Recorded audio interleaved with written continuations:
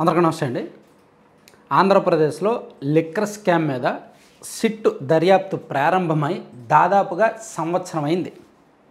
First అంటే సంవత్సరం కిందటే కూటమి ప్రభుత్వం అధికారంలోకి వచ్చిన 2-3 నెలల వ్యవధిలోనే సిట్ ఏర్పాటయ్యి అప్పట్లో బేవరేజెస్ కార్పొరేషన్ ఎండీగా పనిచేసిన వాసుదేవరెడ్డి గారిని అదుపులోకి తీసుకొని ఆయన ఇచ్చిన సమాచారం ద్వారా ఒక్కొక్కటి తీగలాగి మొత్తం 41 మంది నిందితులను గుర్తించి 3500 కోట్ల వరకు కుంభకోణం జరిగిందని గుర్తించి ఆధారాలన్నీ సేకరించి లైవ్ లొకేషన్స్, కాల్ రికార్డులు, డబ్బులు, వీడియోలు, ఆడియో రికార్డులు, టవర్లు, ఆ డబ్బులు ముడుపుల వ్యవహారాలు, ఆ వాంగ్మూలాలు, దానికి సంబంధించిన బ్యాంక్ స్టేట్మెంట్లు, డొల్ల కంపెనీలు, డైరెక్టర్లు, బినామీ డైరెక్టర్లు, ముంబై అడ్రస్తో ఫేక్ చిరునామాలు పెట్టిన డైరెక్టర్లు, ఈ వ్యవహారాలన్నీ సిట్టు బయటకు లాగి 3 ఛార్జ్ షీట్లు వేశారు. ఇప్పటికీ ఆ ఛార్జ్ షీట్లో మొత్తం వ్యవహారం అంతా పోసుకొచ్చినట్టు చెప్పారు.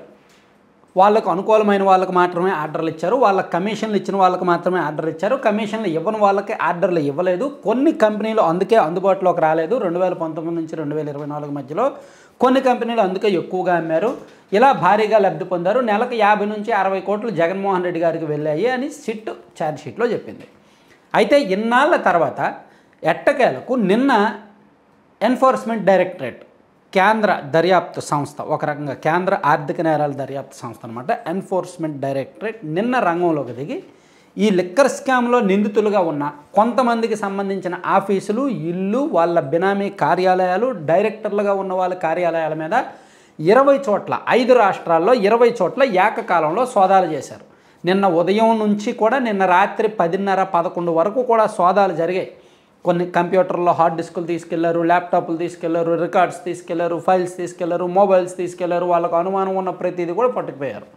ఇప్పుడు దాని మీద డెప్త్గా శోధన జరిపి నెక్స్ట్ దీని మీద ఎఫ్ఐఆర్ నమోదు ఉంటుంది, కేసులు నమోదు ఉంటుంది, అరెస్టులు ఉంటాయి, ఇవన్నీ ఉంటాయి అన్నమాట.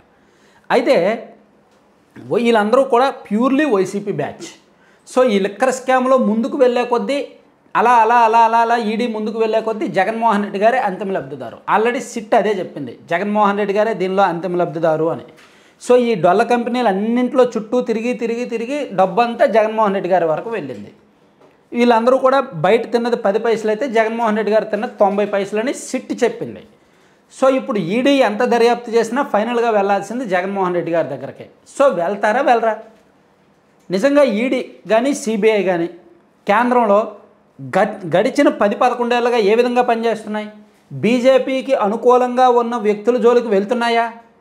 వెళ్ళట్లేదు.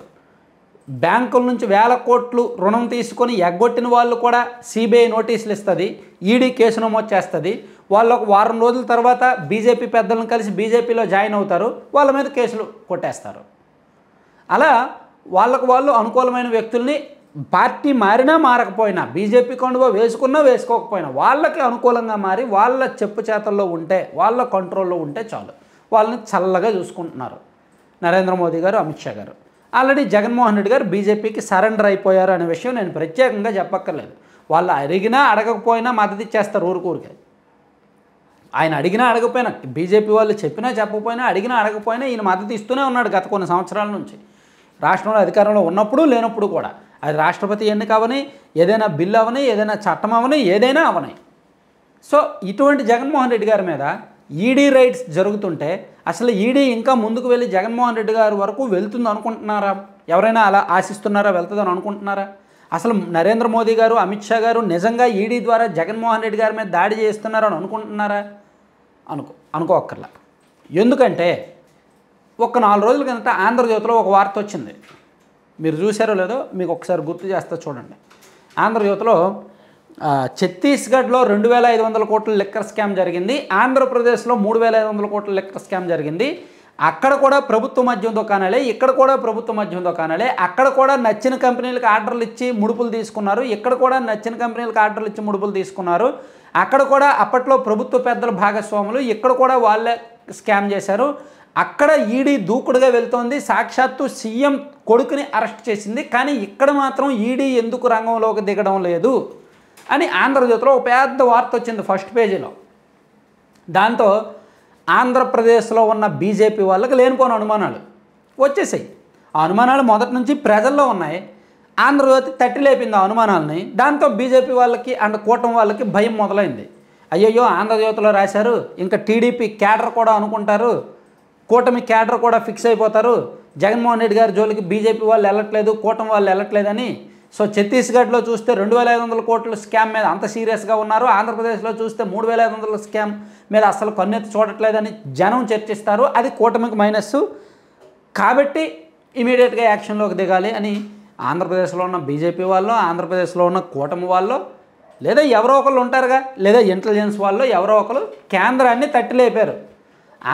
ఆంధ్రజ్యోతిలో వార్త వచ్చింది, ప్రజలలోంచి మౌత్ టాక్ మొదలైంది, ఆలోచన మొదలైంది. దాంతో ఇంటెలిజెన్స్ అలర్ట్ అయింది, కేంద్రానికి రిపోర్ట్ వెళ్ళింది. ఇమీడియట్గా వాళ్ళు అరే బాబు నిజమేరా, ఛత్తీస్గఢ్లో జరుగుతుంది, ఆంధ్రప్రదేశ్లో జరగకపోతే ఏదేదో అనుకుంటారు, పార్షియాలిటీస్ అనుకుంటారు, ఆ పార్షియాలిటీస్ మనకు ఉండొచ్చు కానీ జనం తెలియకూడదు, కాబట్టి మీరు వెళ్ళి చేసేయండి అని చెప్పి నిన్న చేయించారేమో. బహుశా అదే జరిగి ఉండొచ్చు.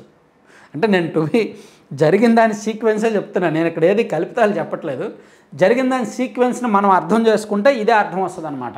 సో మీరు కూడా ఆలోచించి కామెంట్ చేయండి. సో అందుకే అంతకుమించి ఈడీ ఇంతకన్నా ముందుకు వెళ్ళదు. ఒకవేళ వెళ్ళినా రాజకేశ్రెడ్డి వరకో, మిథున్ రెడ్డి గారి వరకో, మిథున్ రెడ్డి గారి జోలికి కూడా వెళ్ళదు ఈడీ. రాజకేశ్రెడ్డి వరకో లేదా ఇంకేదో అలా అలా అలా పాలిటిక్స్కి టచ్ లేని నాయకుల వరకు వెళ్తుందేమో తప్ప జగన్మోహన్ రెడ్డి గారి వరకు కానీ, చెవిరెడ్డి గారి వరకు కానీ, మిథున్ రెడ్డి గారి వరకు కానీ, ఇప్పుడు ఎవరెవరినైతే సిట్ అరెస్ట్ చేసిందో వాళ్ళలో పెద్ద తలకాయలు ఎవరెవరైతే ఉన్నారో వాళ్ళ జోలికి వెళ్ళదు ఈడీ. జస్ట్ మేము ఉన్నాము, మేము కూడా ఉన్నాము, మాకు కూడా పని ఉంది, మేము కూడా మాకేమీ పార్షియాలిటీస్ లేవు అని నిరూపించుకోవడానికి, చెప్పుకోవడానికి బహుశా ఈ దాడి చేసి ఉంటారని నేను భావిస్తున్నాను, నేను అనుకుంటున్నాను. అంతే తప్ప బీజేపీ వాళ్ళు చేస్తున్న దాడి కాదు. వాళ్ళకి ఏమీ చెడిపోలేదు. అన్ని పెద్దవాళ్ళ వ్యవహారాలన్నీ కూడా అలాగే ఉంటాయన్నమాట. Thank you. సో కంటెంట్ చివరి వరకు చూశారు కదా. కంటెంట్కి సంబంధం లేకుండా ఒక చిన్న 1 minute ఒక ప్రమోషన్ అండి. laddupalem.com అని దాదాపుగా ఒక 15-20 మంది మహిళలు కలిపి హోమ్ మేడ్ ఫుడ్ తయారు చేస్తున్నారు. ఈ ఫుడ్ కూడా ఏదో అందరూ చేసినట్టు కాకుండా డిఫరెంట్గా యూనిక్ ప్రోడక్ట్స్ అనమాట ఇవి. అంటే అవిసె గింజలు అండ్ పొద్దుతిరుగుడు అండ్ గుమ్మడి గింజలు, మల్టీ సీడ్స్, అలాగే dry fruits, multiple dry fruits, nuts and millets, multi millets, రకరకాల మిల్లెట్స్, వీటితో ఒక 20 రకాల లడ్డూలు చేయడం, వాటితో ప్రోటీన్ పౌడర్స్ చేయడం అండ్ వాటితో హాట్ స్నాక్స్. ఇప్పుడు మిల్లెట్స్తో హాట్ స్నాక్స్ అంటే రాగి, సజ్జ, జొన్న, కొర్ర, వాటితోనేమో జంతికలు, మురుగులు, రిబ్బన్ పకోడా, పూస ఇటువంటివన్నీ చేస్తారు. పిల్లలకి బాగుంటాయి. అలాగే పెద్దలకి, పిల్లలకి ఇప్పుడు హార్లిక్స్, బోర్న్విటా కంటే ప్రోటీన్ పౌడర్ కానీ, ఏబీసీ పౌడర్ కానీ, మునగాకు పౌడర్ కానీ, డ్రై డేట్స్ పౌడర్ కానీ, వీట్ స్ప్రౌట్స్ పౌడర్ కానీ పాలల్లో వేసి ఇవ్వడం చాలా బెటర్. అన్ని రకాల బెనిఫిట్స్ ఉంటాయి. సో ఇలా ఇవన్నీ కూడా మీకు ఆన్లైన్లో అందుబాటులో ఉంటాయి. 9997839994 ఆ నెంబర్కి మీరు వాట్సాప్లో కాల్ చేసి కూడా బుక్ చేసుకోవచ్చు. లేదా laddupalem.com అనే వెబ్సైట్ విజిట్ చేసి కూడా మీకు ఏం కావాలో అది బుక్ చేసుకోవచ్చు. వితిన్ తెలుగు స్టేట్స్ అయితే 2-3 రోజుల్లో డెలివరీ వస్తుంది. కాస్త అదర్ స్టేట్స్ అయితే కొంచెం లేట్ అవుద్ది, ఇంకొక రోజు 2 రోజులు అదనంగా రావచ్చు. Thank you.